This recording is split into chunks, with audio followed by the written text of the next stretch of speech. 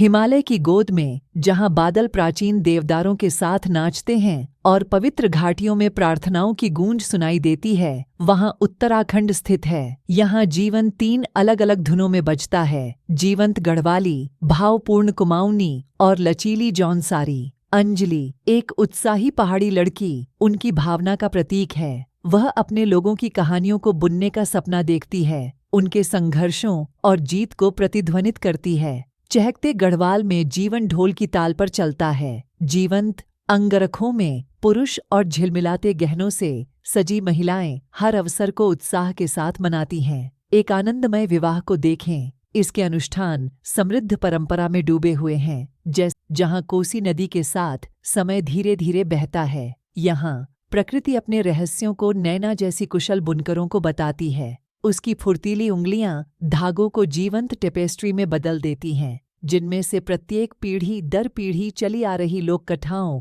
और मिथकों को दर्शाता है। अंजलि हर जटिल पैटर्न में बुनी गई बुद्धि को ग्रहण करती है और आगे उत्तर में ऊबड़ खाबड़ चोटियों के बीच बसा हुआ जौनसार है।